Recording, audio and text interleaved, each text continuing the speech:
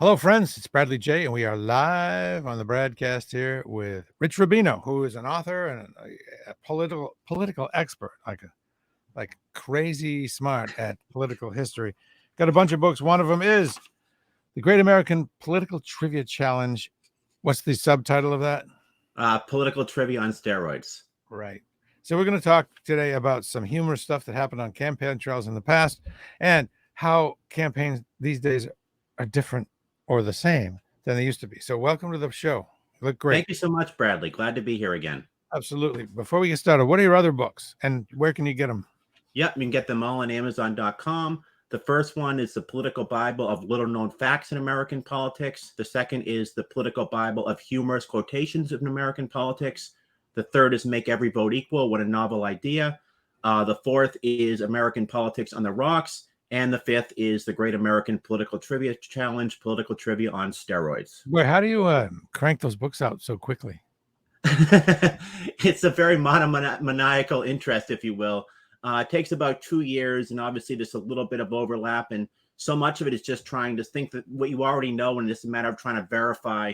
And then when you find one thing, you find 7 or 8 other things, and you say, wow, that's fascinating. And then half the time you find stuff that you think is true, and it's not true. Like Everett Dirksen, the Senate Minority Leader from Illinois, supposedly said $1 billion here, $1 billion there, and pretty soon you're talking about some real money. So I went to try to verify that, and I found out that some guy sat next to him on an airplane and said, that's a really good quote you said. And Dirksen looked at him and says, oh, no, I never actually said that. I just never bothered to deny because it was such a darn good quote. So you go into this just rabbit hole and just keep going and going and going. But not everybody's as into it as you are. How did you get so into it? When and how? I'm a freak, I guess. I guess it was just an interest growing up. I had this interest that C-SPAN came to my municipality. I started watching C-SPAN, and I just couldn't really stop. And it was just this gravitational pull down that rabbit hole of trying to find as much information as I can about presidents, congressmen, senators, governors, Supreme Court justices. But it is very much kind of a niche market, and why people get interested in what they get interested in. It's interesting what kind of effectuates that. But I think a lot of it was just reading books about presidents, and I think watching C-SPAN as a youngin', I guess. Having studied it so much, in your opinion, what percent of people in the legislative branch and the executive branch are there to serve us, and how many are there to serve themselves? Well, it's different. I think that a lot of it is more nuanced. I would say that there are a lot of them who basically want to serve a lot of people, including themselves. Sometimes the politicians that get involved in graft and get involved in corruption are also the ones that do the most for their constituents, because obviously they kind of know where the bodies are buried, if you will, and they know what lever to push. But my guess is, I don't think that you can necessarily say that it's one or the other. Now, obviously, there are some that get in there and their entire objective is good government, clean government. And there are others that are there and their entire objective is simply to gain as much for themselves and their coefficients. But generally speaking, I think most people, like in everything else in every aspect of life, are somewhere in the middle there. I think most of them actually, I think, come with good intentions. But once you get in there, self-preservation, I think, is the first rule of human nature. So people immediately say, either how am I going to continue in this job, or how am I going to move up? So immediately they say, this is what I have to do to get to here. This is what I have to do to get to there. And it gets to the point where it just becomes a matter of getting from point A to point B, rather than having some sort of an ideological struggle, or rather than getting in there because, you want it, for a 10-year project to clean the river in New Bedford or whatever it is. But I think that for the most part, it's very, it sounds like a political answer, but it's very nuanced. But if you want a percentage, I would say 53% are honest. What are the Democrats doing wrong, and what are the Republicans doing wrong? On the Republican side, you have to ask, is the Trump devotion going to hurt them or help them? The candidates that take that Trump road, does that hurt them or help them? And what are the Democrats doing wrong? Are they are they concentrating on niche topics, niche issues that are hurting them, and at the expense of the big picture? What are both sides doing wrong? What's each side doing wrong? Yeah, on the Republican Party, certainly if you come from a predominantly And the way the districts have been gerrymandered, there are very few marginal districts, meaning that there is a moderate Democrat or a moderate Republican representing a district that is essentially about half Trump, half Biden. But right now, generally speaking, I think the Republican Party, it has essentially become the party of Donald Trump. He's completely changed the way conservatism and Republicans are supposed to think. But for every president, basically from Eisenhower to George W. Bush, were an interventionist in foreign policy. They wanted more liberal more liberal trade laws. I mean, it was the Republicans that got through NAFTA, for example. George H.W. Bush got the Central America Free Trade Agreement through. And then in terms of immigration, they all wanted more liberal immigration laws. Donald Trump has completely changed that. He's changed the master narrative. Now, anybody who essentially who held the ideology of the Republican Party prior to Trump is considered a rhino or Republican in name only. And obviously, a lot of the people who are Trump Republicans come from congressional districts and Senate seats that are very safe. So for them, it's in their best interest to essentially adhere and genuflect to Trump as much as possible. But that being said, where it actually matters in terms of marginal districts, in terms of Senate seats that are very competitive, Donald Trump, he's somebody who's never garnered 50% of the vote, and he's never actually won the popular vote. So that has deleterious effects on them. But it's a delicate balancing act, because on the one hand, you do not want to alienate Donald Trump unless you're running as a completely anti-Trump Republican. And by the way, a lot of those who run as anti-Trump Republicans who voted for the impeachment are not running for re-election right now. Fred Upton of Michigan, for example, Adam Kinzinger of Illinois, Liz Cheney is probably one of the last ones in Wyoming who did vote for the impeachment. And now Trump, Kevin McCarthy, and the entire Republican intelligentsia, the infrastructure, is coming to Wyoming to essentially campaign against her. I'm very interested, though, where Trumpism goes after Donald Trump. Donald Trump will not be there perpetually. So when Donald Trump egresses from the political stage, will the party kind of revert back to where they were prior to Donald Trump? Or has Donald Trump defined what the ideology of the Republican Party is? Essentially, what Donald Trump is, he's where the Republican Party was from Warren G. Harding to Herbert Hoover from 1921 to 1933, at least less interventionist in foreign affairs, economic nationalist in terms of free trade, wanting more tariffs, for example, and wanting to not only curtail legal immigration and obviously to liquidate illegal immigration. So that's kind of where the party is. On the Democratic side, it's interesting because Joe Biden does not effectuate the love that Donald Trump does. A lot of people voted for Joe Biden simply because they thought that he was electable.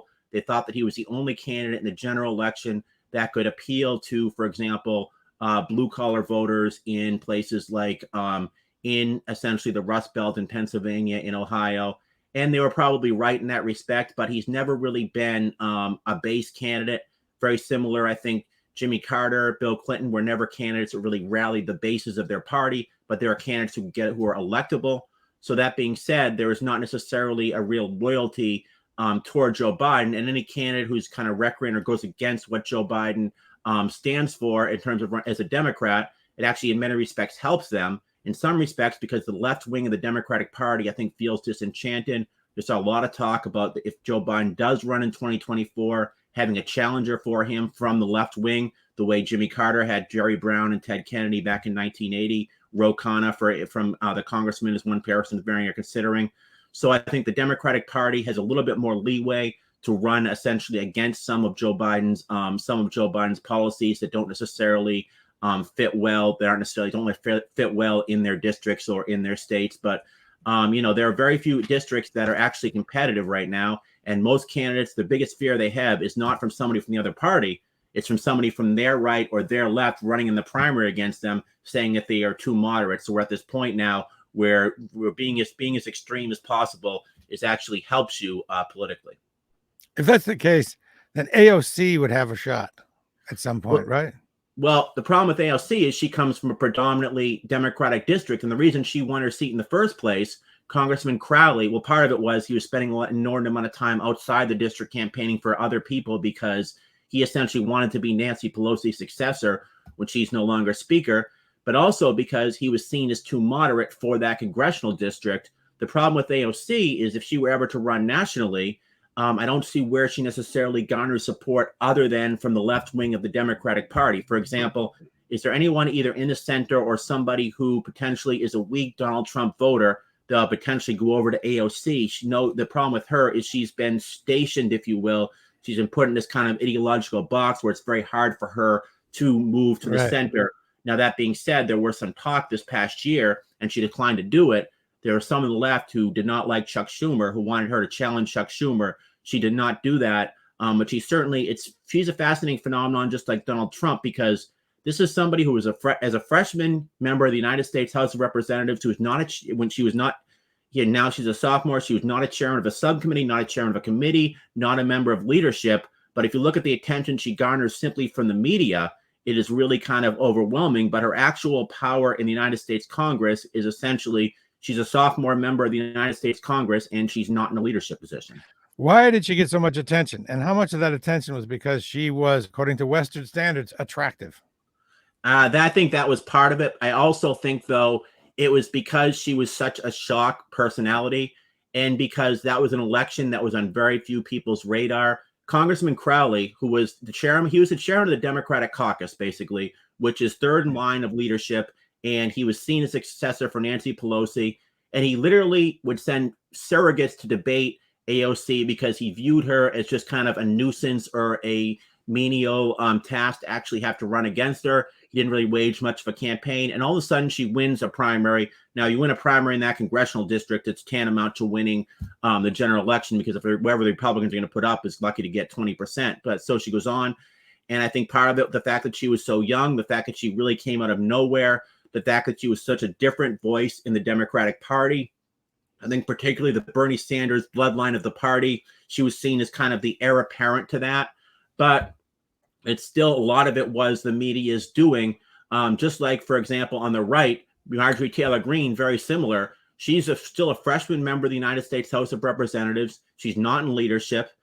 She's not even on a committee now, but she's certainly not a chairman of a subcommittee or a committee. So her actual power in terms of getting legislation through is very limited, but she's a very attractive personality, and she's someone who's very good for sound bites. And that's why I think the media is kind of drawn to people like both of them on the left and the right of the spectrum.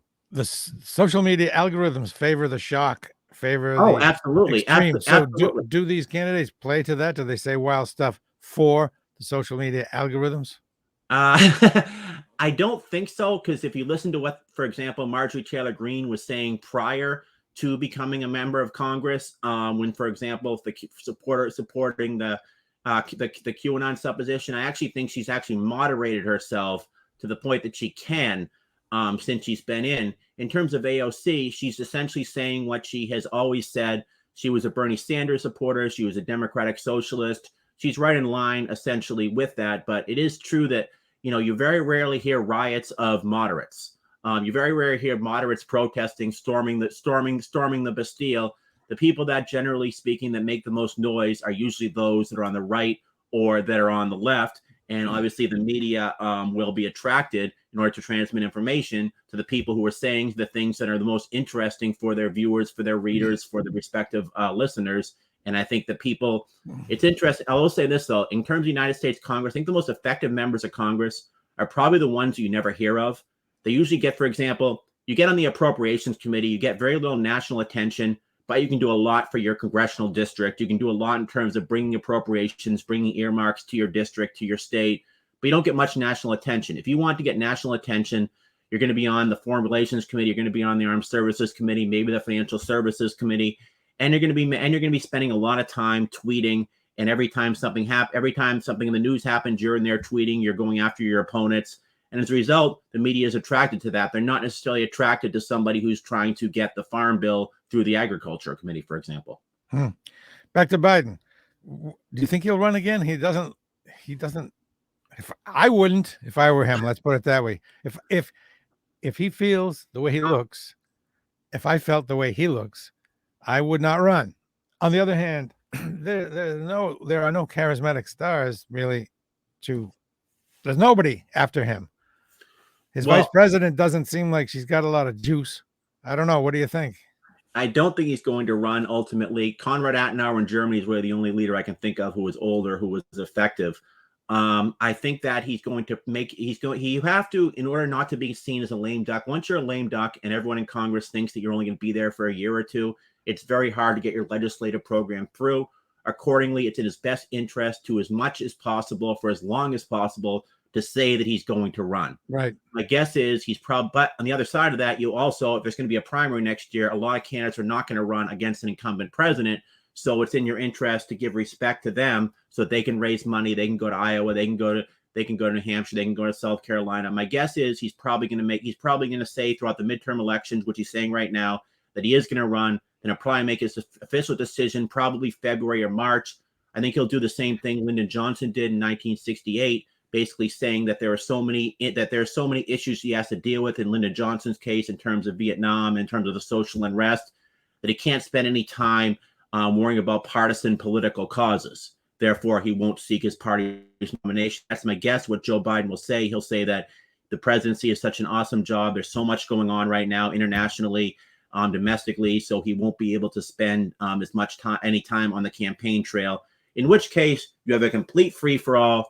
Vice President Kamala Harris is a very weak vice president in many respects politically, because when she ran herself, she did not get to Iowa. She was at about 2% in the polls. By weak, what I mean is she does not have a groundswell of support for her, and there's not necessarily a constituency that I would call the Vice President Harris constituency.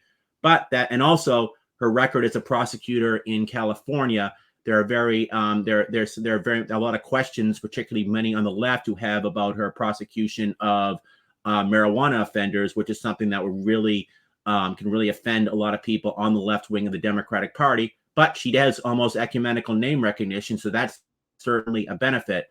If it's going to be a crowded primary, everyone from, I think, Pete Buttigieg, the Secretary of Transportation, is certainly in the offing. You can go to the governors. I think Ray Cooper, the governor of North Carolina, would be a very formidable candidate. The problem he has is in North Carolina law, when the governor is out of state and the lieutenant governor becomes governor, and in North Carolina, the lieutenant governor is a Republican. So accordingly, every time Cooper would be out campaigning, he's, by the way, probably the quintessential moderate Democrat who I think would be very electable in the general election. But every time he's out campaigning, the Republican becomes governor of North Carolina. So he's in a very precarious position. And if he resigns as governor, then a Republican becomes governor. A Republican becomes governor of North Carolina. So there's going to be I would at least say 6 or 7 major candidates, probably about 17 or 18, if you will, candidates. Some of them might be vanity candidates. Some of them might be members of Congress who are trying to garner as much name recognition or perhaps meet donors. And then he can then use that money if they're going to run in the state run, if they're going to run for senator, if they're going to run for governor. I think Ro Khanna from California is going to probably be the candidate of the Bernie Sanders wing. Elizabeth Warren from Massachusetts says she's running for re-election. My guess is she probably will run for re-election, but she's certainly somebody that's certainly an option as a presidential contender. I think Abby Klobuchar will try to run for that kind of center lane, if you will. Now, if Joe Biden does run, I do think that, just like Jimmy Carter, there is going to be a challenge from the left wing of the party, probably somebody from the Progressive Caucus who thinks that Joe Biden has been too accommodationist, too moderate. I don't think he's going to do what Bill Clinton and Barack Obama were able to do, and George W. Bush and Ronald Reagan on the Republican side, which is essentially to win their nomination with very nominal opposition. What's the problem with Joe Biden? Why are his numbers so low? Is it simply inflation, or it's just that? No, I don't think it's just inflation. I think that, first of all, part of it is simply the times. And generally speaking, in the first 2 years of a presidency, the incumbent president loses a lot of support. Generally speaking, a party loses about 39 seats in the House of Representatives in that first midterm election. Ronald Reagan lost 26 seats, and there were certainly many economic problems in 1981 when Ronald Reagan cut taxes. Then he had to come back the next year. He had to sign the Tax Equity Act of 1982, which raised taxes. In 1982, He was people did not like the situation economically, and Ronald Reagan loses 26 seats, but he comes back 2 years later and wins 49 states. The presidential race in 84. Bill Clinton loses 52 seats in the House of Representatives, 1994. Very similar. The economic recovery was very de minimis, very slow. People were blaming Bill Clinton, but he came back in 1996 and he won 49% of the vote. Barack Obama in the first 2 years was relatively unpopular. I think the Affordable Care Act was not popular. He lost 63 seats in the House of Representatives in 2010, but he came back in 2012 and won relatively comfortably. So the fact that Joe Biden is likely to lose seats in the House, and the fact that his job approval rating is well under 50%, is not necessarily a precursor to what could happen to him electorally. Part of it is, where will the economy be in 2023? Where will it be in 2024? Obviously, people view the president as having plenipotentiary powers, and generally, whatever the state of the economy, they immediately pin on whoever the incumbent president is. George H.W. Bush certainly saw this in 1992, for example. He had a 91% job approval rating after the Gulf War, went down to 38% in 1992, and he only won 38% in the general election. Part of it, so basically the short answer to that is, yes, part of it is certainly the inflation. Part of it is that people question his cognitive abilities, rightly or wrongly. And I think the third factor is he was never a base candidate, meaning he was never somebody that, for example, like Bernie Sanders. Bernie Sanders was the candidate of the Democratic base. He was the candidate that the liberals really were attracted to. Joe Biden was the realistic candidate. He was for the people who said, we have to beat Donald Trump by any means necessary. And just like Jimmy Carter in 1976 won the nomination because the Democratic Party viewed him as somebody who could beat Gerald Ford, not necessarily their favorite candidate. By 1980, when he ran for re-election, Ted Kennedy and Jerry Brown ran for the base of the Democratic Party, and Jimmy Carter had only had support essentially in the center of the Democratic Party, and there's a lot more people on the left than there are in the center. It's kind of disturbing to me that Bernie Sanders was the prime candidate of the Democratic base, because I don't think he's a very good candidate. For me, for my money, I'm not a big fan. Well, the interesting thing about Bernie Sanders is this. Pete Buttigieg was running, and he was essentially under 40 years old, and his support was mostly from older Americans. He was not espousing the Democratic Socialist message. Bernie Sanders, in his late 70s, his support stemmed from very liberal, very young Americans who believe that the Democratic Party, if you listen to it, they believe the Democratic Party is too militarist, too bellicose. They believe that they're too corporatist. And Bernie Sanders became their tribune. He was the tribune of the left wing of the Democratic Party. But part of the reason he did not win the nomination, well, first, the fact that Elizabeth Warren was going for a lot of the same votes as was Tulsi Gabbard, but because Democrats were looking, they did not want somebody that was going to be ideologically rarefied. They wanted somebody that was going to be electable. So accordingly, a lot of Democrats said, I'm going to vote for Joe Biden. I'm going to hold my nose and vote for him. And that's the problem Joe Biden has. Once Joe Biden gets elected, he does not have this base of support that will absolutely die for Joe Biden, like they would essentially, a lot of people, I think, would have died for Bernie Sanders. So the war in Ukraine, does not that reposition how Democrats have to feel about a military budget? Nobody likes what the Russians are doing, Right. except the Serbs and the Bulgaria, yeah. Well, I don't, not Bulgaria, but a couple other countries. Bulgaria, are they aligned with Russia? They're one of the few. Countries. Yeah. Really? Yeah. Well, okay. So everybody's kind of glad that we have all these weapons to supply to Ukraine. And you start to say, oh, yeah, that's why we spend all that money on weapons, etc., on our military, because there really are bad people, bad organizations, bad countries that want to see us go down. And there's evidence of it. Doesn't that, have to kind of help Biden? It doesn't seem like it helped him that much. Why doesn't it help him more? And doesn't a winning Democratic candidate have to be a little more understanding of a big military budget?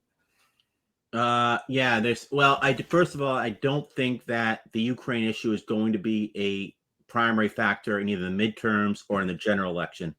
Americans do not vote on foreign policy unless it's a direct war that the United States is involved in. I mean, that's certainly what destroyed Lyndon Johnson in Vietnam.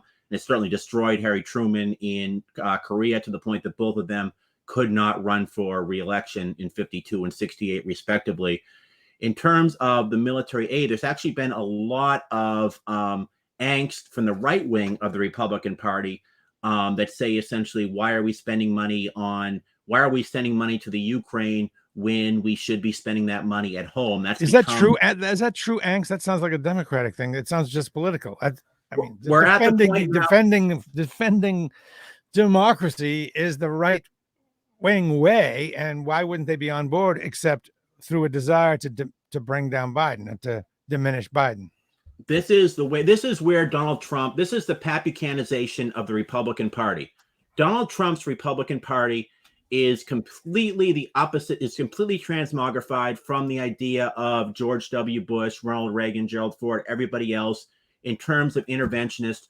What Donald Trump's essential position is, and this is the new position of the Republican Party. This is why folks like Newt Gingrich have essentially accommodated, even Lindsey Graham to some respect. The view of the Republican Party right now is essentially the view that the United States needs to take care of themselves, that the United States should not intervene militarily unless there's a direct threat to the United States.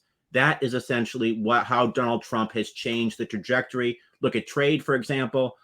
George W. Bush talked about how the United States needs to essentially open up more markets. Donald Trump says the opposite. We need to protect our industry here, so consequently, we're going to put tariffs up. This is the Donald Trump message of the Republican Party. Now, that being said, there's still the establishment wing of the party, folks like Mitch McConnell, who supported giving aid to the Ukrainians. But I think the Donald Trump message, and this is if you listen to it, Pat Buchanan was saying when he ran for president in 92, 96, and 2000, when it comes to issues of NATO, for example, he would say, why is the United States in this alliance? And Donald Trump has very much questioned that.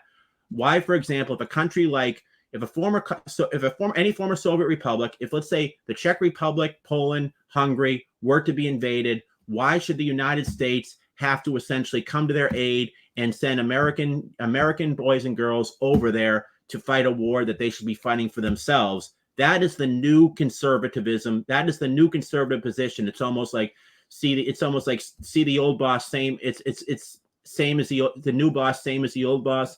This is the Calvin Coolidge wing of the Republican Party.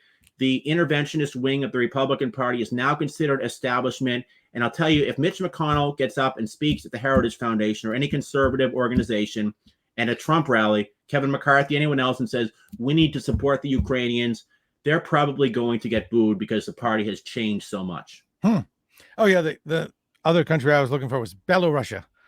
Oh, you know what? Is that what you were thinking of too? I meant Belarus. That's what I meant. Yeah, right. I was saying, I think I said Bulgaria. I was like, yeah.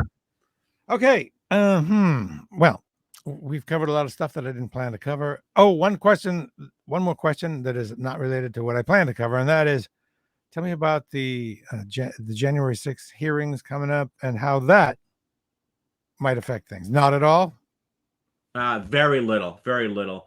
Obviously, it's bad press for Donald Trump, but what it really does on both sides is it galvanizes the base for the left to say, look what happened on January 6th, and it galvanizes the base on the right to say, look at this conspiracy that the liberals are essentially effectuating toward us. But generally speaking, the people that are going to vote on the January 6th are already going to vote, and we already know essentially the way they're going to vote. In terms of the votes that actually matter, it's going to be, I think, a referendum on the state of the economic affairs, on the economy, unless the United States is somehow involved in a major war. And that's what people generally, unless there's a war that the United States is directly involved in. By that I mean boots on the ground. The economy and the state of the current president is probably going to be the preponderance of what most folks that are in the center anyways are going to actually vote for, most swing or showdown state voters. I lied. One more question before we get to some trivia. How do you feel that President Biden is handling the Ukraine situation? And to narrow down on that, how about the sending of the long-range missiles versus not sending them? That's a tough tightrope to walk, because you want to be seen as strong by China and potential future aggressors, and by Putin. and you want to help out the Ukrainians, but you don't want to give the Ukrainians missiles that could make it into Russia. And so that's a tightrope to walk. And he said no, and then he said yes, but I'm not sure that these are the same missiles. I think the others might have been long range, and these are moderate range, 80 kilometers. I don't know. But how do you think Biden's doing on Ukraine? Yeah, absolutely. This is the tightrope. This is the same one that Franklin Roosevelt walked prior to World War II when he supported the Lend-Lease program, aiding Britain without directly sending military troops that could be involved in the World War II. Eventually, Pearl Harbor occurred in 1941, and the United States was forced to actually send troops and involve themselves in the war. But one thing Joe Biden has done is that he has avoided the United States entangling by putting either by putting ground troops in or by enforcing a no-fly zone. There are some people, it's kind of weird now, it's kind of on the left and kind of the center now, who say that yes, we should enforce a no-fly zone. If the United States were to enforce a no-fly zone, does that mean that they'll be shooting at Russian planes? And if you shoot at Russian planes, then that means essentially there's a world war because Russia's going to be fighting back, and the United States in a military conflict with Russia. And Joe Biden knows that. He's doing everything I think he possibly can for the Ukrainians without actually getting involved in a war. And I do think that one of the fears that the right now has about NATO and bringing in countries like Sweden and Finland is that the more that the United States kind of you're galvanizing the Russia, you're effectuating angst, you're creating angst with Russia, saying, why on all these former countries are you now aligning yourselves with NATO? That another possibility for a world war would be, what if Russia were to go in and say, all right, we're going to challenge you. We're actually going to go into a NATO country. What if they say, you know what? We're going to go into Poland. We're going to go into a NATO country and we're going to invade. Then the United States and every other NATO member, except Iceland because you don't have a military, is going to actually come in and send in troops. And then, folks, we have World War III. This is such a tight balance. This is such a tight balancing act. But if you get what the Ukrainian president wants and you actually enforce a no-fly zone and Vladimir Putin actually challenges that, then we're in World War III. So interesting thing about a no-fly zone. You can kind of enforce a no-fly zone, not from the air, but from the ground with the new weapons. Things are changing. It's pretty interesting. And I'm excited about that. These cheap missiles can be held by a single guy that weigh 50 pounds, can take down a Russian jet.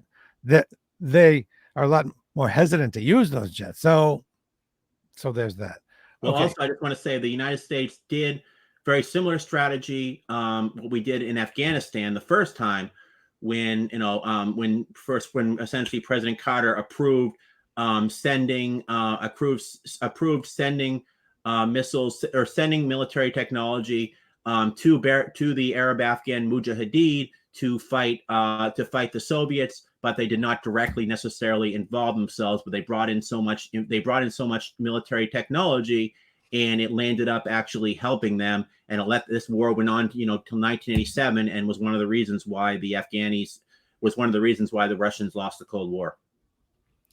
If I were the boss, I think I would drag out the entrance of Finland and Sweden into NATO, and I would also, I mean, this is bad for the Ukrainians, but if you played it right, just big picture, you could make Ukraine be Russia's new Afghanistan, and it killed them once, and it could kill them again. It could just bleed them dry. And if you do the energy ban, the EU energy ban, they're just going to break. They will not be able to keep a strong army. Their society will break down. By the way, one interesting thing. Yes. Speaking of sanctions, I did see a video on YouTube, and at first I thought, "Oh, this is a Ukrainian sympathizer who's doing a video in Russia to show the conditions of the stores in the market." But as I watched it, I realized I think that it was Russian propaganda, because it was a woman, a very attractive woman, and a very high quality production. And at first the woman said that, I don't care. I'm going to go and show you the way it is, even though I could get in trouble for it. But she had unlimited time in the marketplace. She wasn't ducking around the corners. She was doing it right out in the open. And she was trying to tell us, how showing how beautiful everything is in the stores and how the prices are down. And just if anybody watching this, be careful of what you see on TV because the camera does lie. All right, let's get into your book and some trivia. Tell me about some funny things that happened on the campaign trails of the past. And once again, this comes from Rich Rubino's book called, and I can never remember this, it is the Great American Political Trivia book. Political Trivia book. There you go. Political Trivia Challenge, yes. Challenge, that's right. Okay. Political Trivia on steroids. Yeah. And what's absolutely fascinating is the effect that the 1840 presidential election has had on pretty much every presidential campaign since. It was the first modern presidential campaign. And here's how it happened. William Henry Harrison, former general, military hero, was running, and he was 67 years old. So a newspaper correspondent under the alias of Z wrote at the time that what we really need to do for William Henry Harrison is give him a pension of $2,000, give him a bottle of whiskey, and have him sit on the porch of his log cabin, and he's going to read moral philosophy all day, and we won't have to deal with him. So the handlers for William Henry Harrison came up with this great idea. The fact that William Henry Harrison was a patrician, his father was governor of Virginia, signer of the Declaration of Independence, let's make him into a populist. Let's make into him a log cabin candidate. Accordingly, they came up with this idea that he would essentially, that he was going to be the log cabin candidate, even though he only lived in a log cabin very briefly after he was in the military. And there was a guy named Booze, and he created these interesting bottles, and they were shaped like log cabins with whiskey in them.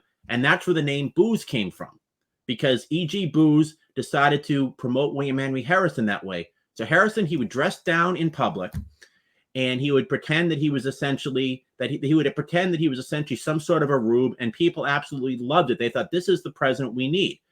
Now, when he was running, one of the things William Sword, the former governor of New York, always used to say, that essentially the best way to get a crowd is essentially to already have a crowd. So how do you make crowds at William Henry Harrison rallies interesting? So a supporter from Zanesville, Ohio, comes up with the idea, why don't we have a ball and we'll roll the ball from town to town, from rally to rally. So that's where the slogan, keep the ball rolling, came from. Oh my God. They would roll balls in all these rallies, and people would say it's kind of like going to a baseball game when people have these beach balls. All of a sudden, people are saying, I want to go out and roll the ball too. So now people are saying, I want to go to the William Henry Harrison rallies. Now, on the other side of that, his opponent was Martin Van Buren. And here's Martin Van Buren's contribution to that. First of all, Martin Van Buren, by the way, was a Democrat, but back then the Democrats were the conservative party. And in 1837, there was a panic of 1837, a Great Depression, and Martin Van Buren was so trepidatious about sending military. I'm going back to Ukraine now. About trying to stimulate the economy in terms of public works projects, that he literally sold the government tools so they could not be used for that. He becomes extremely unpopular. He was from Kinderhook, New York, and he would sign his papers okay. So eventually, there were okay clubs that formed for people who supported Martin Van Buren, and that's part of the reason we have the word okay in the American lexicon. This all came from this 1840 presidential campaign between William Henry Harrison and Martin Van Buren. And despite all that, William Henry Harrison gets elected, he gets sick, and he dies 31 days into his term. So his basic legacy was actually running for president. Oh, and by the way, he was the hero of the Battle of Tippecanoe, and his vice presidential candidate for the Whig Party that year was John Tyler. So their slogan was, where's the motion, where's the commotion? Keep the ball rolling for Tippecanoe and Tyler too. Man, so that's three big ones. Booze, keep the ball rolling, and what was the other one? Okay. Back to the booze. Can you? I need to tell other people this, and I want to make sure I get it right. Give me the quick version of the booze. There's a man named Booze that put these bottles together and filled them with alcohol. Yeah, and he made him look like a log cabin because made him look like a log cabin. Was a log cabin candidate. All right. Wow, that's good stuff. Really, I love word origins and I love phrase origins. Got any more? Well, I do have an interesting story. Do you remember Fred Harris? Fred Harris ran for president in 1972, 1976. Nope. Couple words came from him. He was a populist. First of all, in Iowa, the slogan is you're winnowed out, meaning essentially if you don't come in the top four, you're winnowed out. You don't get to go into New Hampshire. Yeah. So Fred Harris comes in fourth place. He wasn't supposed to. And he's interviewed and he says, I've just been winnowed in. So the next day, people say the slogan, people look at the front page and it's that he's been essentially winnowed in. And here's an interesting story that he used to tell. There was a supporter of his in Massachusetts. The cab drivers were all supporting of him.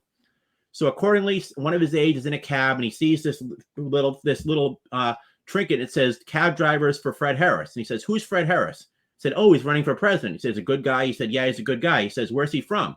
He says, Oklahoma. Then the guy in the back, pretending not to know where Oklahoma was, looked at him and said, well, where is Oklahoma? The guy gets all confused, all flustered, and says, well, I think if you go west on Commonwealth Avenue over there. And he also had he was a state senator and he was running for re-election at one point. And he comes up to a supporter and he says, I'm Fred Harris and I'm running for state senate without saying he's incumbent.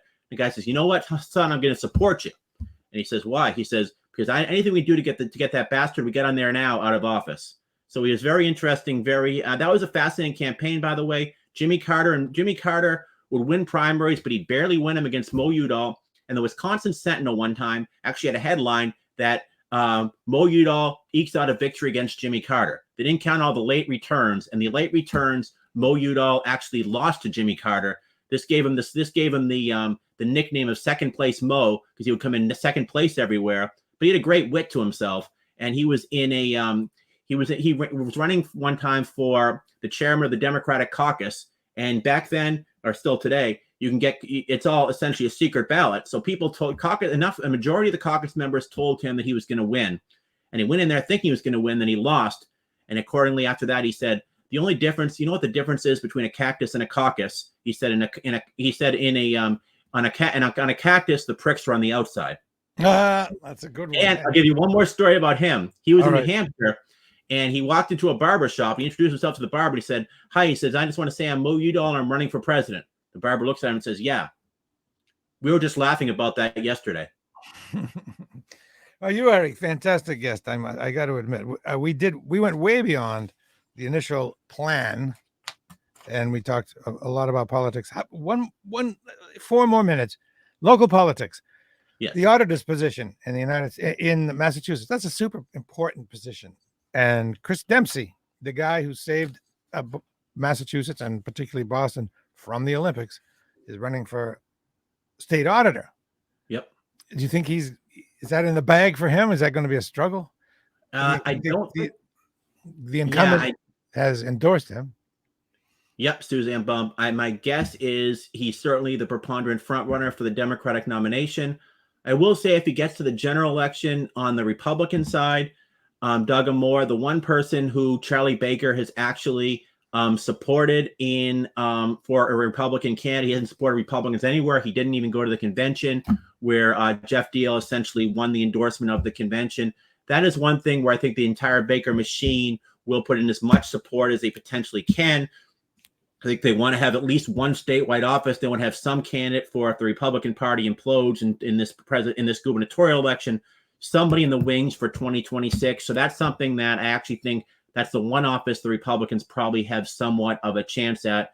But that being said, state auditor, so much of that election is name recognition anyways. I don't think a lot of people actually go to the polls looking at what everyone did, whether what they did in the state Senate, what they've done to become state auditor. Most people look at it as more or less a position whereby somebody is looking to use that to become lieutenant governor, to become governor, to become something else. But it's always interesting when you have a state auditor debate, how many people will actually watch it, because how many people actually either know what a state auditor does and if they do know what a state auditor does, how many people actually follow the different policy prescriptions that each candidate is offering the people. The way I look at it, a state auditor prevents the state for us from getting ripped off. I just don't think most people in their daily lives don't follow any other than the governor. I don't think most people know what the Secretary of State is, who's running for Secretary of State, what a lieutenant governor does. They just want to look kind of at the top of the ticket. And the gubernatorial race obviously will garner a lot of attention. People kind of know what a governor does. United States Senator, Congressman. Generally speaking, the down ballot offices garner very little support, garner very little attention. And that's why so much of it is trying to convince people actually go to the polls. And obviously some of it on the Democratic side, their big advantages, and this certainly helps Mr. Dempsey, is if he wins, assuming if he actually wins the nomination, is in the general election, there'll be a lot more Democrats or independents with Democrat leanings who are going to be just flipping the Democrat switch rather than the Republican switch. And that's something that certainly will hurt Baker and his team that are trying to elevate at least one person to statewide office in Massachusetts. Rich Rubino, you're the best, and you got a bunch of books, and everyone should buy them all. I'm out of time. We're at 45 minutes. I'm surprised this thing hasn't shut me down now. Wow. So if we go 45 minutes, you know that you're awesome. So thank you. Thank you so much. I greatly enjoyed it. Anytime. Talk to you soon. And make sure everyone, if you want to do me a favor and Rich a favor and yourself a favor, share these.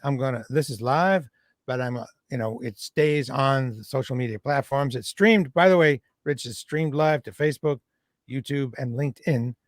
And anyone who they stay up there. And if you'll share them, it's a big help for everybody. Thanks. Take care, Rich. Thank you so much. Thank you, you too. Okay. Bye now. We'll be